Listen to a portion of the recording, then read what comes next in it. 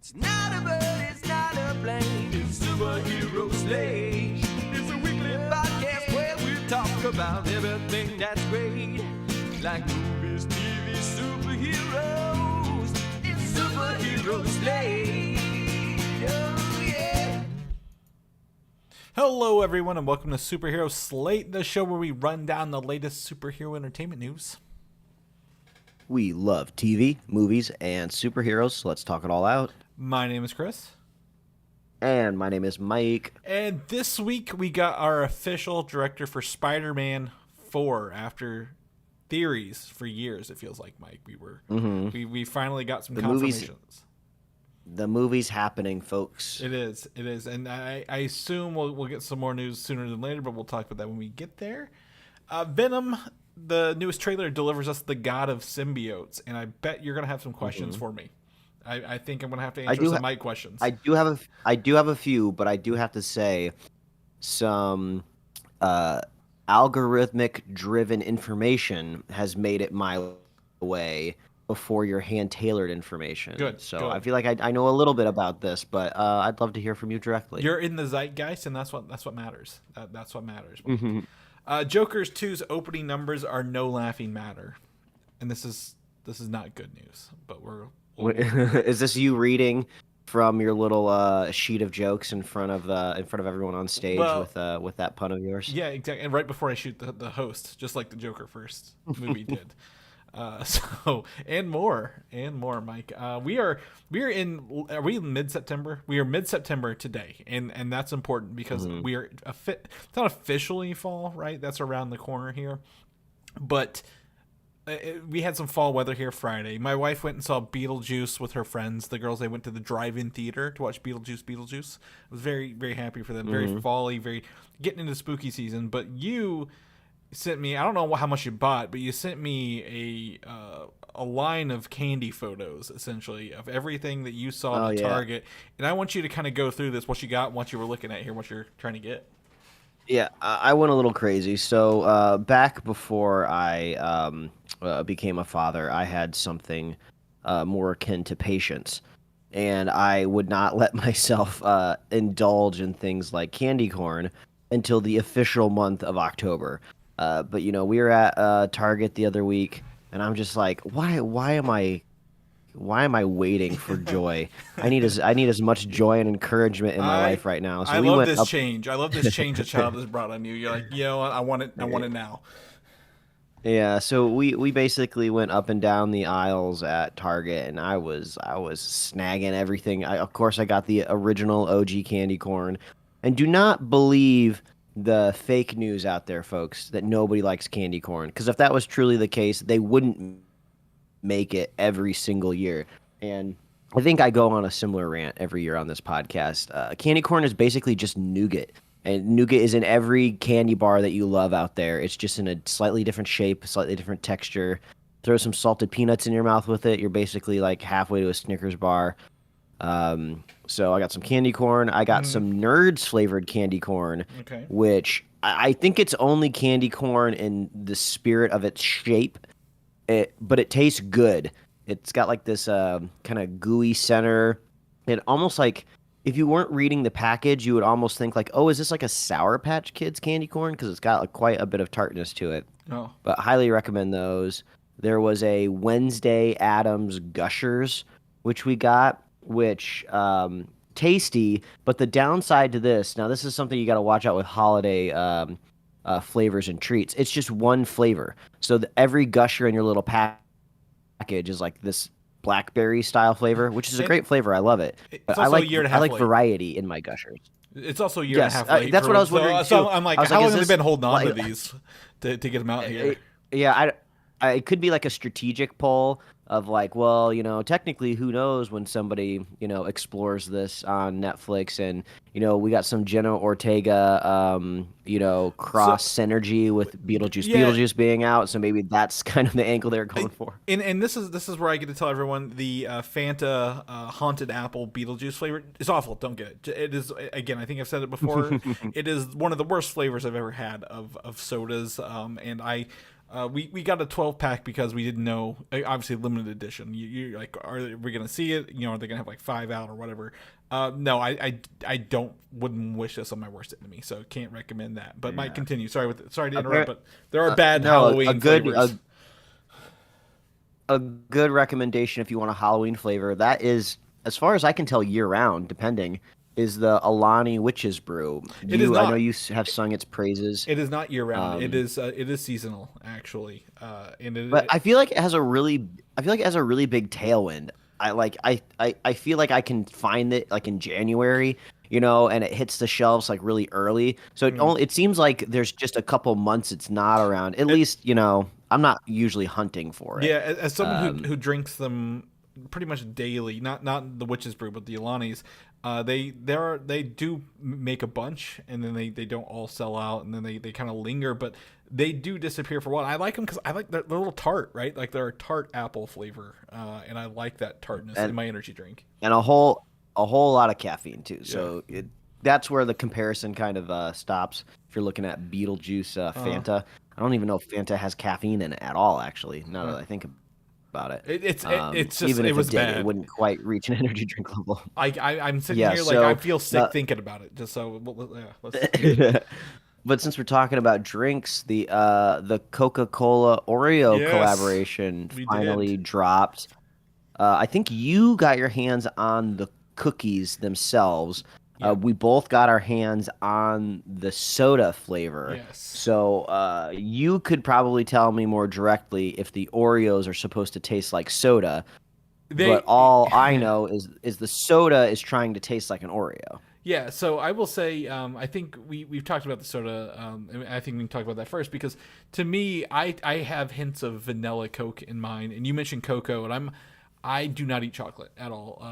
Very minimal. I'll test the flavors, but I avoid it like the plague if I had to choose things out there. So I think it kind of has like a vanilla Coke thing. I kind of enjoy this little limited flavor for the Coke Zero, Mike. And you said what do you think you had a little bit more? I mean, else? I've never been a chocolate beverage person. I mean, outside of like the classic chocolate milk or hot chocolate, like I've never been like a Yoo-hoo guy or anything like that. Any sort of like, you know, carbonated chocolate, it just doesn't sit quite right with me. So luckily, I just bought the 6-pack of the little cans. So I probably really won't be reaching for them much anymore. But my wife liked them. Yeah. So I was like, all right, well, you can have the rest of these cans. But I did have a cool idea of what if I made like a Coke float with it? Because it's kind of already vibing off of some of those flavors. I just got to throw some ice cream in there. I think that could be a pretty solid idea. Chip ice cream. Like what if you had like or an Oreo ice cream? Duh, because it's Oreo Coke. Hey, there you go. But I did get the cookies, the Oreo cookies. So they are 1/2 red cookie and 1/2 black cookie. And I think the red's a vanilla cookie, and it's flavored. It's very interesting because I tell people, do you remember the hard candy called bottle caps? They're kind of chalky and pasty. The one that tastes like cola is what these Oreos taste like. So they are trying for a cola flavor, but they're really, to me, missing the mark and hitting the bad cola flavor. My wife loves Oreos. She will. That's one of her favorite. That and double stuff elf fudge cookies. My God, those are always guaranteed. Oh, those are good. Yeah, those are good. Yeah. But she was like, I will not be eating any more of these Oreos after she had one of them. I was like, I understand that. So I think it's a fun flavor. I think it actually, for me, from all of Coke's offerings, I think this is like one of the most interesting flavors overall. So I enjoy it, but like I said, I'm glad it's a limited time and not a permanent flavor, right? Like, was it the Coke Spice they made permanent? And I don't see anyone ever drinking that, hardly ever at all. And have you got your chance in the Voodoo yet? No, haven't seen it out here in my area, but that is it's on the list. Lots of things on the list. Still hunting for the pecan Snickers, which I'm starting to see more people on social media talking about those. Still looking for the Welch's Grape Ghost can. You think I was a preacher for that flavor? Because I tell everyone, like, if you see this anywhere, you tell me immediately. It's just and the funny thing is like we talk about snacks on the show every once in a while. It always comes down to the thrill of the hunt for me. It's just exciting seeing it on the shelf. I don't even care anymore if this stuff tastes good, and usually it doesn't. Like a lot, it seems like at least with my American palate that I've refined Mm-hmm. over the last 30 plus years, I feel like I've found the stuff that I like most of the time, at least with like sweets and treats. I've found everything that I like already. You know, it's kind of hard to make a Snickers better. And they've made other ones. Like I'm not a big fan of like the peanut butter Snickers. My wife Yeah. loves it because she's a big fan of peanut butter. But I'm just like, I think I'd rather just have a Is there Snickers. is there I feel almond like the ones? pecan Snickers. Is there almond Yeah, Snickers there's there's an with almond peanut butter? one Yeah. too. But I feel like there's like luck. I think I might be lucky with the pecan because all you're doing is like nut swapping. Yeah. Uh, Wow. and Phrases out pecan is phrasing. like a pecan is like a very dessert Yeah. friendly nut. Yeah. So I'm hunting for that. And I feel like there's one other thing that I can't recall off the top of my head. Oh, probably those like deep dish lays. There's Yeah. like Oh, so definitely I, I think I a chip or literally two out I there. literally just opened up the deep dish lays today, Mike. They are fantastic. I think you'll really like them. And then the Uh, ultimate cheddar are Doritos.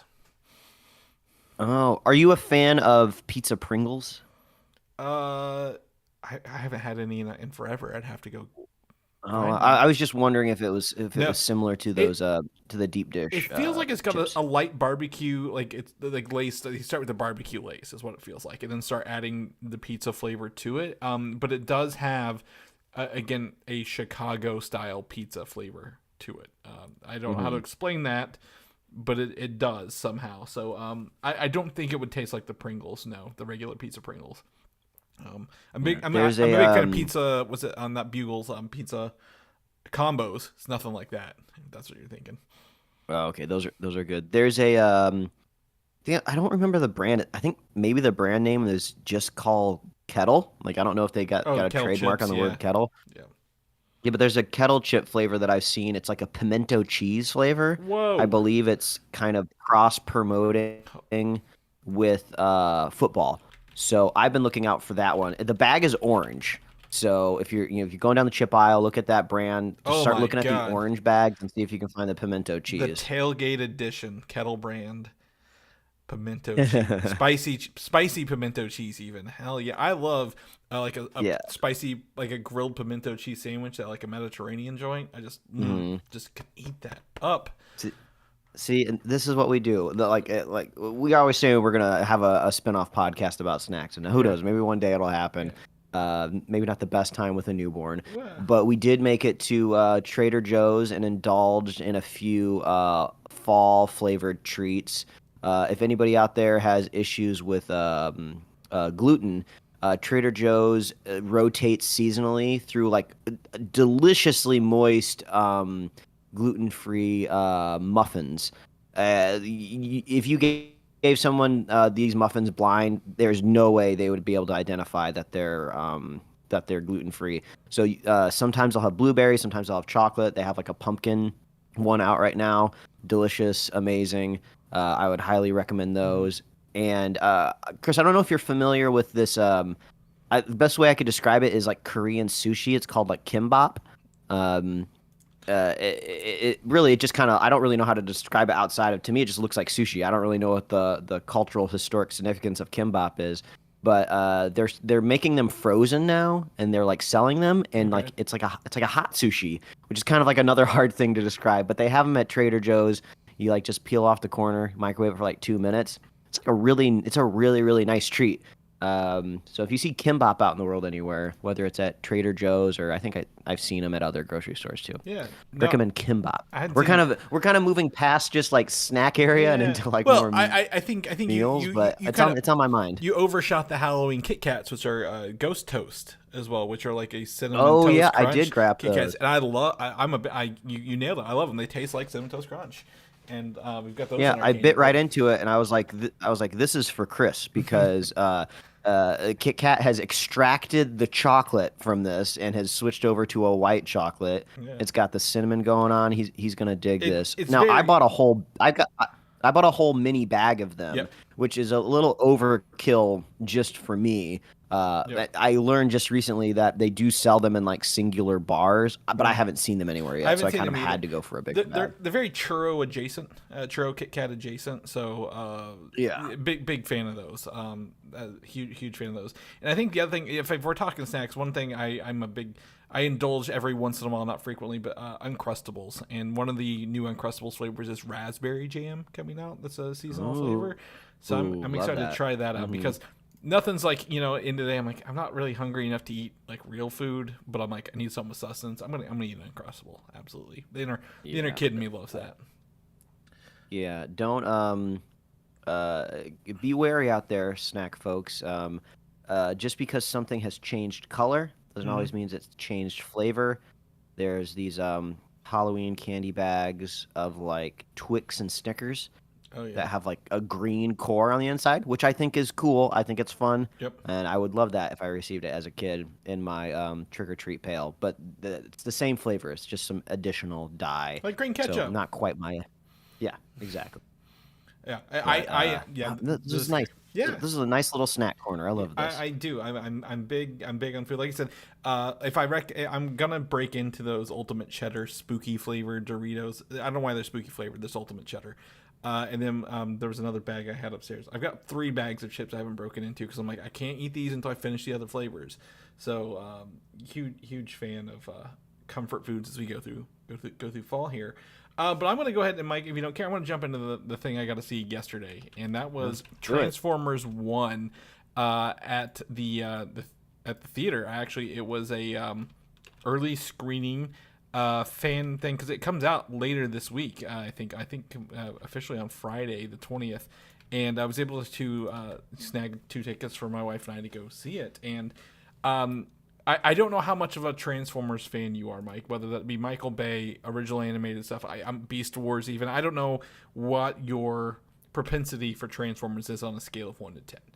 Well, But we usually, I feel like our barometer when we talk about this stuff, sometimes is like we're kind of like at least I would say maybe like a 5 out of 10, like okay, on the scale with like go with like Ghostbusters. I feel like Ghostbusters pops up a lot on this show. yeah, I would say I'm above Ghostbusters with okay. Transformers, but maybe not by a whole lot. Yeah, okay, perfect. My wife is less than that. Obviously, I think she's seen the Michael Bay movies, but I don't think she could tell you anything about them. And I'm like, perfect. That works out great for this because it does it pulls from some deep lore in Transformers on Cybertron, but it is a beautifully animated, beautiful story about friends and loss and how friendships change. And I would say I've been really drawing a parallel to this between kind of like it's just like a hair below into the first Spider-Verse movie, Mike, in terms of like how good Oh the wow. story is and how well it tells it. Like you look at it, the trailers do this no justice. You're like, oh, this is just a Transformers movie for kids with some crass jokes.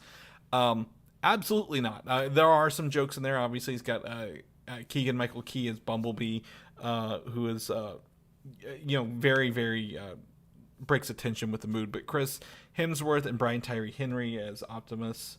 I guess not even Optimus in the movie. He is Orion Pax, which was Optimus's name before he was Optimus Prime, and then D167, which was Megatron's name before he was Megatron. And it kind of goes through this, the class hierarchy system of Transformers, and what does it mean to be a Transformer. And I really enjoy it. I can't recommend this movie enough. I know some people may not need to rush out to the theaters to see this, but your kids will enjoy it, and I think people who are into Transformers will enjoy it as well. My wife, not a Transformers person, still had a good time. Didn't know the history, but still was able to kind of get through it, the story as well. Yeah, I really enjoy this movie. Mike, it's hard to say without spoiling things, but like it tells you how Orion Pax becomes Optimus Prime and how D167 or whatever his name is called D becomes Megatron, and it feels like a natural progression for the characters. So for those who Yeah, it maybe makes you wonder if something like that can break through. mm-hmm. Like you were just saying, visually, it doesn't seem like something I would say an adult would want to go see. Which I'm not trying to be patronizing, but you drew a comparison to Spider Verse. Mm, Spider Verse had the amazing advantage of it's a Spider-Man yeah, movie. everybody loves Spider-Man. Like Transformers, that It has ebbed and flowed over the years. it it might grab in a lot of G1 watchers, like people who enjoyed the original Transformers, who have kids now, right, in their 30s and 40s, and take their kids to go see it, or just go see it on their own. I think there's a lot of classic Transformers stuff in here. There's no Beast Wars, sadly, nothing for me, or nothing even remotely Michael Bay related, thank God. So but it is a pretty contained story. It's an hour 40, so like you're not in there forever either. Like that's the best part. Like they don't, there's no wasted time in the story and the characters, and it just moves right along. And it's crazy to hear again Chris Hemsworth, who we all know as Thor. It has his voice evolves throughout the thing, because obviously you've seen the trailers that they can't transform and then they can transform, and so on and so forth. So you hear like his voice has essentially become closer to Peter Cullen's as the movie progresses, as well as he, I guess, matures, if you would, in the movie. So really really good time. I hope when it hits home theater, I know you probably won't be able to see it, Mike, but when it hits home theaters or home access, you get a chance to watch it. So really good time for that. I will say there were a lot of kids there. Parents got their kids some fan tickets, so kids were having a great time at that. All right, let's shift into some news here. I just grabbed this right before we started recording. Deadpool Wolverine update, box office update. It's currently at $620 million domestically, and if it gets $3 more million in the U.S., it could pass Avengers to become the 5th highest grossing comic book movie. Wow, I think it can manage to muster up $3 million. That's kind of chump change when it comes to tentpole movies like this, but I think it's going to do it. Yeah, it was number 3 this weekend at the box office, behind was it Beetlejuice and Speak No Evil? I think the R-rated movie with James McAvoy in it, and then it's currently at 1.3 billion internationally. And only needs 30 more million to pass Black Panther's 1.33 billion internationally, worldwide. So this movie is just literally raking in the dollar still, hand over fist for Disney and Marvel, and just thrilled to hear that. It did make I was pulling up our website, the numbers, right. It did pull in 5 million. This past weekend, so I think it can make the 3 million by next weekend. Or I don't think Marvel would do it, but maybe they would push it a little harder. Like, hey, we're re-releasing it with extra footage or something, like an extra intro or outro kind of thing to get people back in the theaters. I mean, it is Deadpool. I could see them doing just some silly marketing when the Oscars come around, a for-your consideration campaign that is not going to win anything. I mean, they could angle for like maybe costume or visual effects for sure, but they just mainly be doing it just for the fun of it, the virality. Yeah, they had the super duper cut for Deadpool 2, Deadpool 1. Well, Deadpool 2, the super duper cut, and they also had the PG cut as well with Fred Savage. That he kidnapped. So they are known to do different versions of that, but that was also under Fox rather than Marvel. Marvel tends to avoid the extra ultimate editions or director's cuts. Asterisk Spider-Man, but again, that's a Sony movie rather than a Marvel movie. But that's cool. I think that's great. I'm excited to hear possibly. I think we'll probably get a Disney Plus release date maybe around after October. Maybe in time for Thanksgiving kind of holidays. So I know Inside Out just hit Disney Plus as well, I think this week on Friday. So we'll probably be on track for that. Moving along this week, also Agatha All Along, for people who may have forgotten this show is coming out September 18th. The first 2 episodes will premiere on Disney Plus. And I think they're doing the Tuesday night thing, right? So you could watch it the 17th at like 9 p.m. Eastern. If you wanted to. So that's a great season to get into some spooky episodes. I'm interested to see what they do with this, Mike. I've really tried to not read about the details of the show, so I'm interested to see what they're doing here with this. Same. Yes, check that out. Also, I don't know, Mike, Great British Baking Show got a release date. Hell yeah. I saw that too. I think, if I remember right, the 24th, I think, is when it lands across the pond, and then I'm sure there'll be a Netflix announcement for like the 27th. It'll be on like the that following Friday or something like that. Yeah. Yeah. For those who subscribe to ChrisFlix, you can watch it the day and release date, Mike. For those who don't want to wait for Netflix because you've got some extra time on your hands sitting around at home. Hey, who knows if one of those British people mispronounce another Mexican food ingredient, Oh, yeah. the internet will go aflame. Between that and then whenever Prue asked that one lady about her beaver cake that she made, so I see those clips all the time. But very excited. We've got a lot of good fall content coming to us. Those who wait, which is us. X-Men franchise has been getting a lot of love lately, Mike, right? With the X-Men 97, the drop of mutants in the obviously Deadpool Wolverine, but also in other movies.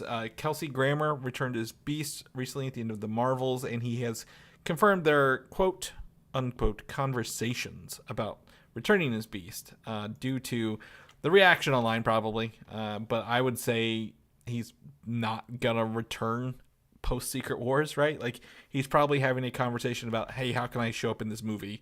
But they're gonna do a clean X-Men wipe whenever Marvel obviously reboots. Yeah, we've been wrong on this show before with our predictions. We'll freely admit that. But if I had to wager a guess, you were very much right. There needs to be a clean restart. I think the rumors floating around or the possible mutant saga will be kind of what it's called after the multiversal saga ends. There'll be some sort of reset, recast, reboot or whatever, and they're gonna hang it all on top of mutants and the X-Men, which I think makes sense. So yeah, the Kelsey Grammer will be. I mean, I think the only baggage that might come through would just be Hugh Jackman as Wolverine, just because that star power is just so hard to beat. But you got to come up with a creative way to kind of keep that thread going through. In the Secret Wars comic book, the 2015 one. Miles Morales came from the Ultimate Universe. Regular Spider-Man came from the main universe. So they were like, how do we get Miles over there? Well, that he had literally a sandwich in his suit that he'd been saving, and he gave it to Molecule Man. And whenever everything was done and they were rebuilding one universe, he was like, I'm going to keep you around because you gave me a sandwich kind of deal. So I could see them literally being like, okay, we're going to have Wolverine, but also there will be a new Logan or whatever Wolverine for this universe as well, so they could have two at the same time if they wanted to, because Hugh Jackman, obviously you get him for a star power, and you could have a younger Wolverine as well, right? No one would bat an eye. You're like, yeah, that's fine. But also Kelsey Grammer is he's 70, so by the time Secret Wars comes around in 3 years, he'll be 73. Probably will not want to be doing doesn't he? Well, to be honest, it doesn't even really matter with Kelsey Grammer, because based on his visual look at the end of the Marvels, it seems like he was just doing voice. That was like a fully CG character. Yeah, well, I think he was doing like the dots, the face dots or whatever. But yeah, that could be. But I think I don't want to look at a full CGI Beast the whole time, if I'm going to be completely honest. I'm not saying Nicholas Holt's fuzzy Wolfman look was the best from First Class either. I think there's a mix of the two, but I would love just a new, fresh, class of X-Men to look at and kind of move forward with. Nothing against Kelsey Grammer. I think he was great in X-Men 3 and in his few seconds in the Marvels. Probably Oscar winning, right? I think, if Don Cheadle has anything to say about small roles and getting awards, we could probably get one in there for Kelsey Grammer. But yeah, X-Men, we'll keep you guys posted as more things come around. Shang-Chi, we have a little bit of news here. This is more of a rumor, I guess. This is the old plan that Avengers Kang Dynasty, when it was originally being directed by Destin Daniel Cretton, it would have served as the sequel to Shang-Chi based on the 10 rings being multiversal devices. And this was the plan before losing Jonathan Majors and having to really pivot the story into what is now Avengers Doomsday, right? Probably would have been a main character. Okay. Would have been cool, right? I think one movie and then put him up there. He did a good job to do that. I still want to know what the 10 rings are, where they came from. Yes, let us know. The 10 rings, the bangles, Mm-hmm. these multiversal objects. That Will were they ladder set up up to anything? Well, that was set up for one thing, and that we'll never get to see anything from because we have one bad actor, literally in the middle of this. So I don't know. We'll hear more about it probably as we kind of get closer. I think they might be pivoting the Avengers Doomsday story to more follow the comic books, but I would love to see Simu Liu. He is down to Marvel, right? He's like, I want to do more. Let's do more. I agree. Let's put him in some more stuff. Despite him having the 10 rings, I think he would be great in like a street level story, like a Defenders, like again an Iron Fist kind of thing. But we'll see. So we kind of get closer. But that brings us to the main story point this week, and I think no one expected this, and that's Spider-Man 4. The director has been announced and confirmed to be Destin Daniel Cretton, the director of Shang-Chi and the upcoming Wonder Man series. So he was originally, I think maybe he left Avengers 5 because that kept getting delayed the first time, right? During the pandemic era and the rewrites. This was before Jonathan Majors. Wonder Man is like a personal project for him, probably a good faith project. Like, hey, you're willing to play ball. You wanna do something. What do you want to do? Okay, well, we need streaming shows. Pick something.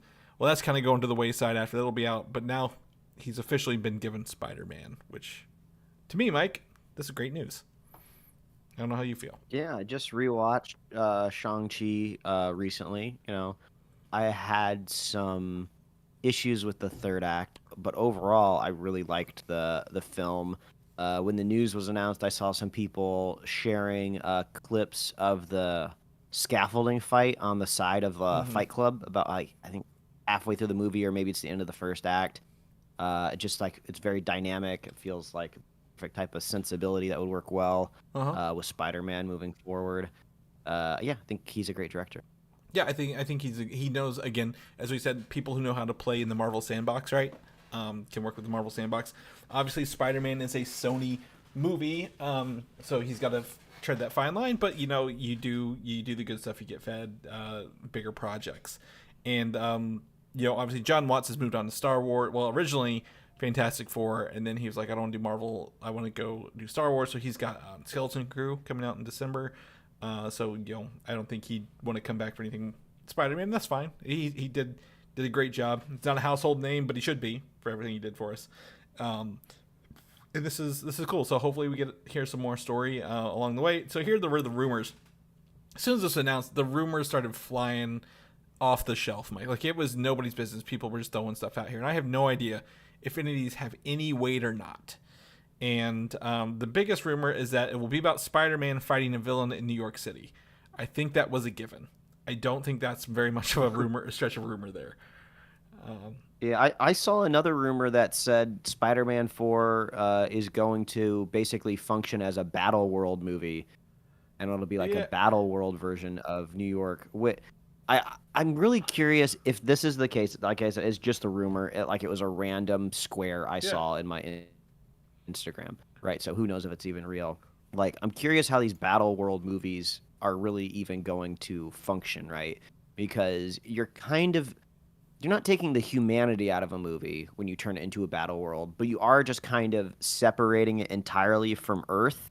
You're kind of taking your characters away from the planet and putting them just in like a fighting ring, if you will. Well, it's just a very fantastical version. So I'm just kind of curious, like, what's the plot and the story? Because at the end of Spider-Man 3, you kind of have this kind of nice, almost like, hey, this was almost your reintroduction to Spider-Man. Now he's back to boots on the ground and a normal, shiny, highly saturated costume swinging. So like that's kind of what I'm prepped to see, right? I'm not really prepped to see Spider-Man on Battle World next time. So I'm going to go ahead and I want to dispel any myth here. Battle World is not an arena world. Battle World is just essentially if you took New York, pulled it out of the Earth, and then put it onto another Earth, that's what Battle World is. It's not like a big fighting arena. Like, it's just like all these different pieces of different universes, Earths were broken off and then stitched together to create like a patchwork world, if you will.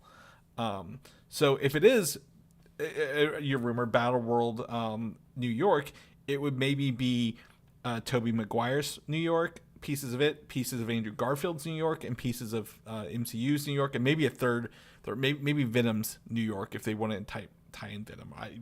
We'll talk about it in a minute. So I think that would be the way to keep it. This next rumor is a blend of multiversal elements and still be a street level story. That would maybe be how it is. It might be they say battle world, but more of a four or five New Yorks merged together into one New York, and they have to, how do we solve villains from different universes running around here? So like maybe the Magia or Hammerhead or somebody from different universes coming together. So that could be one thing. I don't want to skip over this. No Way Home writers Chris McKinnon and Eric Summers are writing the script, by the way. So for those who enjoy No Way Home, we will be getting the same writers. I feel like they understand Spider-Man, but also that kind of gives me the hint that maybe they are doing something multiversal, right? Because they did have to write for 3 Spider people in that movie. The other thing is, another note is we will see him team up with Venom, or at least a symbiote of Venom, which we saw at the end of Spider-Man No Way Home, right? Would you want to see a black suit Spider-Man this soon in this capacity, Mike, or do you think we need to move it forward? Do you think it should be the start of the trilogy or a little later? I'm at an impasse here because I really only own like one collectible comic book, and it's Secret Wars 8. I believe it's 8 that has the black suit Spider-Man on the front of it. And I don't know, I'm just not a huge collector at the moment, so I'm like, I wouldn't mind offloading this, and I feel like it'll go up in value as soon as that movie comes out. Yeah. So I'm keeping an eye on eBay. Yeah, I'm trying to see what the sale prices are looking like. So to answer your question, as long as it happens at some point. I think, to me, after playing recently Spider-Man 2, the video game, having Peter be prolonged with the symbiote more than just one movie would be a better evolution of the character, rather than like he's had it for half an hour and now he's mean and dancing down New York streets. He has to give it up. Yeah. That's not really much of of course it's evil in that situation, right? Yeah, I'm curious if there's more of unique MCU take at the black suit and the symbiote, right? Mm-hmm. There's lots of Spider-Man media out there where he gets the symbiote suit on, and for the most part, kind of the same stuff always happen. He gets hyper aggressive, he gets more powerful, he starts to lose himself to it. And I'm not saying that's not interesting story at all, but I feel like we've seen it a lot, right? We've seen it in Spider-Man 3. That movie made a lot of money. A lot of people went to see it. It was in the most recent Spider-Man video game, which was awesome. It's happened. I know it's happened in the Amazing Spider-Man, the 90s TV show. Yep. I'm sure it's happened subsequently in every other animated Spider-Man TV show.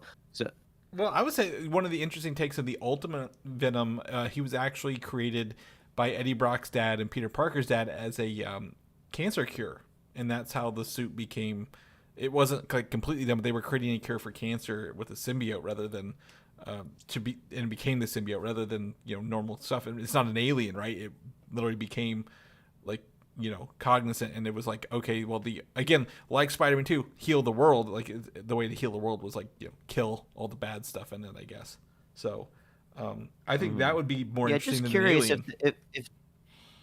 Just curious if there's a unique take on it. Like if Spider-Man gets a black suit, like maybe he just doesn't turn super aggressive and lose himself. Is there just another way to take it or think about it? I would be curious to see what that is. I say Peter Parker dance off. If it's multiversal, all 3 of them, they got to dance. The worst dancer, they're out. The best dancer gets a symbiote. Also to note on Spider-Man 4, it will film early 2025, most likely released between Avengers Doomsday and Secret Wars. And this is your weekly reminder that Sony dictates release dates, not Disney or Marvel. So Disney and Bob Iger, despite the hit piece written out for him this week, was on Variety or something, THR, whatever it was, they will, despite their mandate of less Marvel movies, they do not get a say when Spider-Man comes out. If they say we're only doing 3 Marvel movies and Sony says, okay, well, we're doing Spider-Man and makes it 4, that's not on them. They don't get to pick that. So that might be a year that Disney does 2 Marvel movies and then let them have the third one. So I know they recently took one off the schedule, so it might be for this one. Shifting gears, the other Spider-Man news that hit like a ton of bricks this week, which kind of came out to be true or not, is the rumor was that the entire film for Spider-Man Beyond the Spider-Verse has been scrapped by Sony with a creative overhaul, pushing the film's release date back to at least 2027. And I had a lot of people reach out to me about this like right away because that's big news, right? Like Spider-Verse, obviously huge name, a lot of people love it. Chris Miller, one of the directors on there, along with Folie, has since said that producers, that nothing has been scrapped and the reels are coming in nicely. And if you also check X, previously known as Twitter, the composer of the film has also said that specifically that nothing has been delayed and you shouldn't believe things you read on the internet. So it sounds like this is not true and this movie's still moving along, but I don't think we'll see it in 2025. Yeah, I think that's the maybe the best takeaway from this is that it's being pushed back.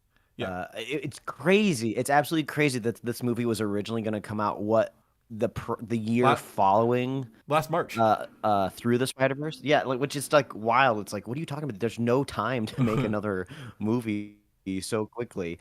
So I'm glad they're really getting their time to muse on it and sit with it. And curious if timing wise, is it going to key into the MCU multiversal stuff in any way at all? Maybe not super narratively, but maybe there's a hint or two in there. The multiverse crashing for sure would definitely see ripple effects, right? Even though the Spider-Verse has a different multiverse because of the web of whatever kind of thing, they're very different. But I put a note here that the Spider-Man 4 is probably going to come out 2026. Are we going to get Spider-Man 4 and a Spider-Verse movie in 2026? Probably not. So if it's going to be 2027, it's probably so they don't double dip with Spider-Man 4's box office, which Batman, I think DCEU is doing that with Batman. But the other thing is, there were a lot of reports of bad conditions for the animators on the first movie. When it came out, they were like, there's a lot of crunch. We were still editing things up until like the week before it released, all this other stuff. So I think if this was true, and I put this down here, that the animation crews were relieved that it was like because of the bad conditions in the last film, but I don't think it's really been scrapped, Mike.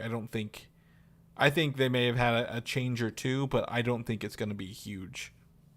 Like, throw everything out throw the baby out with the bathwater, start over, right? We're going from ground zero. So, I'm excited for Beyond the Spider-Verse. I think about this movie once every 2 weeks or so. How fun it was the second one, and how I'd like to know kind of how it ends. Right, that movie left us on a big cliffhanger with that. Venom: The Last Dance has just been taking over our news feed the past couple weeks, and I wasn't gonna put this in here. There's a Venom 3, the final trailer dropped this week, and I was like, I saw it, I saw the title, I'm like, I'm not even gonna put it in our notes. It's not worth our time.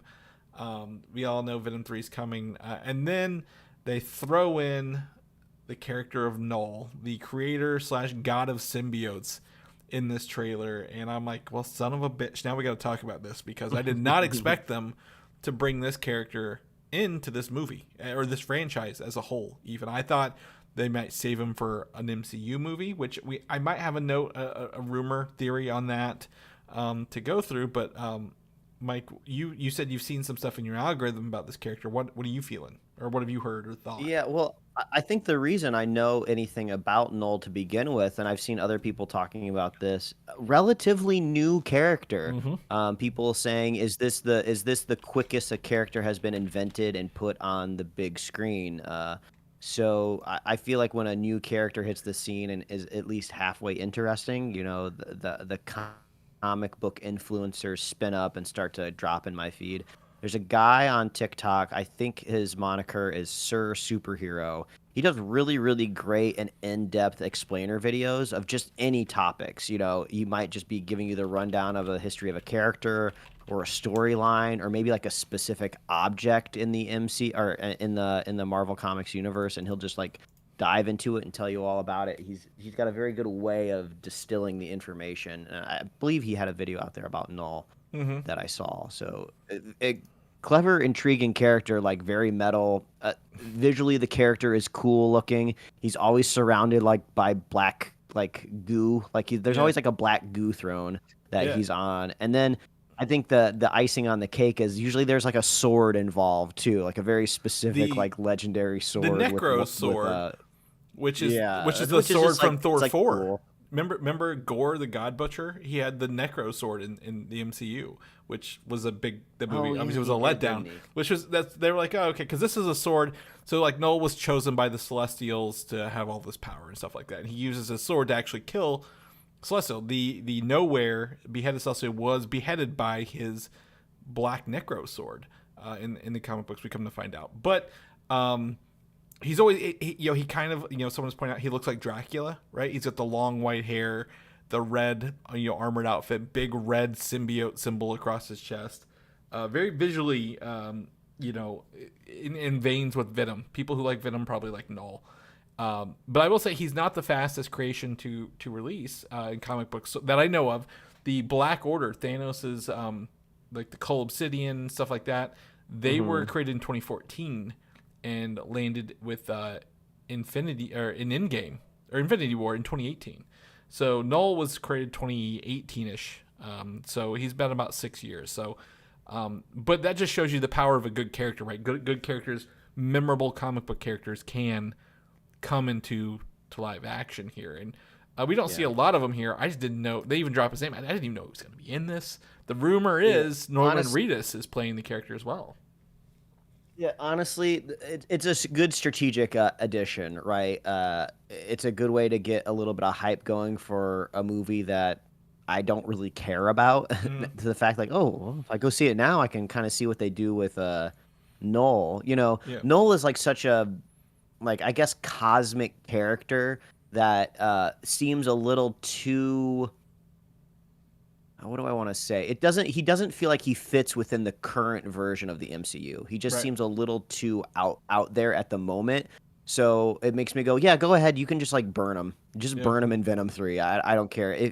He could possibly come back around in the future. That's fine. So this feels like a good strategic move to kind of get butts in seats. Yeah. So the rumor is, and this also came up after this trailer came out, so I don't know how much truth there is to it because most rumors come out before the revelation, is that Knull, Venom says, we have something he wants. Knull feels that Venom himself they're all hive mind, all these symbiotes, right? Has been through the multiverse and wants to get Venom to be like, all right, I want to go through the multiverse. How can I use you to get there? And could be, I doubt it, a villain in Spider-Man 4. Someone said that. I'm like, I don't believe you. But throwing it out there because I did hear it. But like, that makes sense that it would tie off of like, oh, he can feel that you're different as Venom. You've been somewhere else. I'm gonna reabsorb you back into the hive mind and use what you know to get there, kind of thing, right? Which would be interesting. That'd be way more interesting than I thought this movie would get. I honestly had very little idea that the creator of symbiotes from space would be even coming to Earth. I don't know if it'll even come to Earth. We'll see. I also want to throw in this little tidbit here. People, we're diving into this real heavy this week. There are reshoots for Venom 3, The Last Dance, in Vegas currently going on here a month before this movie comes out, which usually means they're adding something, right? This late in the game, they're like, we're not changing something, we're adding something. And it's the same week that Tom Holland is filming A Secret Project on the West Coast. Trailers have also only shown Eddie and Venom in Mexico and Las Vegas. Besides that, there were some behind-the-scenes photos of him filming in New York City directly. So, do you think Sony, in all of their wisdom, is now trying to tie Venom 3 into Spider-Man 4 now that there's a director and possibly a story in play already? Yeah, I mean, is this all in one week? All in 1 week is very is not coincidental. I feel to throw my tinfoil hat on. I mean, like I've lost the thread of where the symbiote does and doesn't reside, right? He got blipped. No, he didn't get blipped. No, he did get blipped. He Got wasn't blipped. transported. No Way at the end of No He Way Home, all the Spider-Man villains got brought into the MCU temporarily, and he was at the bar Oh yeah. Yeah, and then that's kind of how some of the symbiote got left on the bar. behind. The thing that's crazy to me is just like introducing the symbiote is like the easiest thing to do narratively. It just crashes on a meteor. You don't need any story behind it. Like they did it pretty well in Spider-Man 3. It was just like camera pans up in Central Park, meteor rockets, falls, there's goo on it. Yeah, let's go. I guess the advantage of maybe trying to find a way to keep this specific version of the symbiote around is you could bring back the same voice actor and you could kind of have the same personalization of Venom around. Tom Hardy's the just voice leave actor. Tom Hardy behind. Tom Hardy's the voice actor for Venom. Oh, he does. Yeah, he I does thought the voice. somebody else did No. the big bad Venom voice. No, he does the voice in the Oh. movies. But it does come with, I guess, I wouldn't say knowledge and history, but it is a more seasoned symbiote rather than a brand new symbiote when it finds him. Maybe that could be a little bonus, right? Rather than like, oh, it's a new person and just happens to land on Spider-Man, right? The chance, making it chance every time. This one just happens to feel the hive mind, and we hate Spider-Man. So I don't know. We'll see when that comes out. But like, Sony doing this trailer, revealing Knull, announcing a director for Spider-Man, and then doing reshoots with Tom Holland's doing reshoots. Tom Holland and Tom Hardy, goddamn, it's tough, are doing reshoots at the same time. My theory hat says they're trying to cook something here, and maybe they've figured out a way to bring Venom or the symbiote into the MCU here. Are they gonna finally pay off that Michael Keaton Vulture post-credit scene? I hope Morbius never comes up ever again, Mike. I hope we never have to deal with that, because that's awful. And then I'm playing Marvel Snap, and the newest card in Marvel Snap this week is Madam Web. So I have to be reminded that we watched that movie in February of this year, and we're threatened with that. But Venom: The Last Dance is coming out October 25th, 2024. We are coming up on it. I'm pretty excited for that. I don't know what else really say, but if anyone else is interested, I think this movie and another movie we'll talk about in a little bit are coming out in October. So we're gonna have a of the two, between this and Joker, I'll just say it's Joker. I'd go see this over Joker in the theater, Mike. I don't really want to go to the theater to see Joker 2. I'd rather watch that at home, and I watch Venom in the theaters. But gun to my head, gun to my balls, which one do I pick? It's Venom. Moving into the DC Universe proper, the Batman, Matt Reeves has said that he's confirmed that there's plans for a trilogy of the Batman films. In other news, Water, Wet. I feel like every director tries to make a trilogy of films, right? So yeah, he's. I don't know if this was a recent interview or just something that people have been digging back up, but he's kind of on the record of saying he's keeping this universe extremely grounded, not really fantastical in any way, which makes sense. You watch the first movie, you totally get it. So that feels kind of like trilogy. Wrap it up, tell that story, because if this is something that's off in a longer tail, you have to go fantastical. You're gonna run out of like normal humanoid characters for Batman villains to fight. Yeah. So here's the thing. I don't want another Christopher Nolan trilogy of Batman movies. I'm already bored of it, right? Like, Batman has more people than the Penguin or the Joker or the Riddler to fight. He's got more, like Clayface or Man-Bat or obviously Mr. Freeze and Poison Ivy. They're fantastical characters. They've all been in the screen, but we've seen them. We're due for a new one, so I would love to see something new. Now, however, Batman 2 I think someone said that it's likely to have a cold or winter theme. And it was like, oh, it's Mr. Freeze. I'm like, well, they probably just want a different like aura of Gotham, right? What we saw pretty much last time was a summer Gotham, so changing the season would work pretty well. But I do look forward to James Gunn's Batman universe, where he has a son and there's probably a lot more fantastical villains, like you mentioned, in that DC universe world. So we don't have to worry about having the same crime families over and over again for that. I also believe the Penguin's coming out this week, right? Or next week? I feel like it's going to hit HBO Max pretty soon. I saw some reviews. Yeah, it's soon. Mm-hmm. Rich, my wife asked me, she's like, "You want to watch that?" I'm like, "I really don't want to. I'm not I'm not in the mood for like just dour, Soprano style shows in Gotham, because obviously Batman's there. Where's Batman? I don't know. We'll see. But trilogy of films, you're right. They're gonna run out of regular people to put in jail for that. Moving on to Joker, Folie, the Todd Phillips has actually said there's no plan for a third film here. I'm pretty sure he said there was no plan for a second film after he made the first one. So take this for what you will. And the news here is more that tracking numbers, pre-sale numbers for Joker 2 have it lower than The Flash and Shazam 2 from last year. Yeah. And you informed me the other week that the budget for this one is exponentially larger than the first one. I mean, do I want all these movies to be good? Yes. We were just talking about the Batman as well. But it does kind of seem like the writing is on the wall that James Gunn and Peter Safran don't want all of these random DC projects out there in the universe. They want to bring everything into one timeline so they can kind of start doing the Marvel synergy trick. So if we know that Batman 3 from Matt Reeves probably going to be the last one, this probably going to be the last Joker, wrap these up with a nice bow, and then we'll be prepared for whatever this Gunn Safran Batman fatherhood story is, Yeah, I think we're gonna get.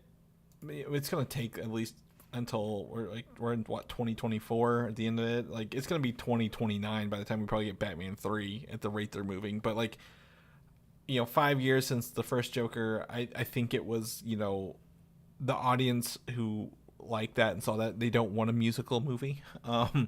They're going to come in and not be really probably jive with this type of film. So I think that those pre-sales are also lower. So again, do we want movies to fail? Absolutely not. But it's interesting when movies that made the original ones made $1 billion and the sequel is like, we might be the worst release ever made.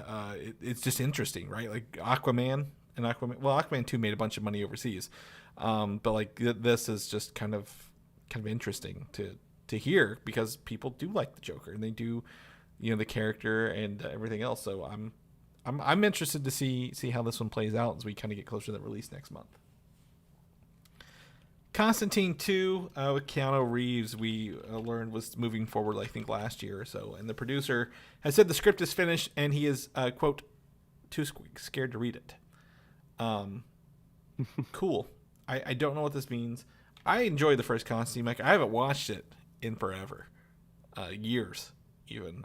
So I felt like kind of maybe going back to it. Keanu Reeves, he's been doing stuff, voicing Shadow the Hedgehog and video games and other movies. I don't know, is this one of those movies that doesn't need to be made 20 plus years after the original again?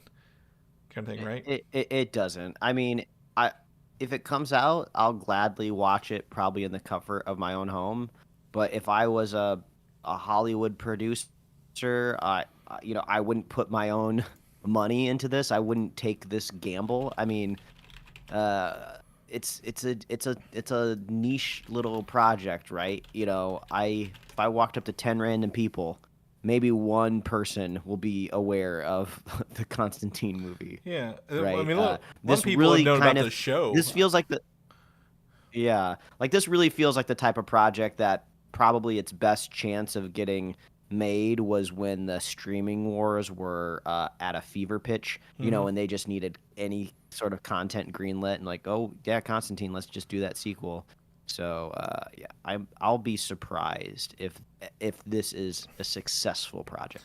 Yeah, so the original one back in 2005 was made under $100 million, so anywhere between 70 and 100, and made $231 million at the box office. So, 3 times is pretty good. But do you do you get Keanu Reeves for that price these days? Right? Like, is this a passion project for Reeves where he's taking a lower budget? It's gonna be a lower budget movie, and they can really push that horror, or not. I mean, I forgot Shia LaBeouf was in the first one. I literally forgot he was in there. Yeah. So, I mean, if they could take a sort of like a Blumhouse approach where they get top tier talent for a low price, but they just get to participate in the the box office profit. Yeah. Keep the budget low and then just kind of see what happens. That would be more interesting to me.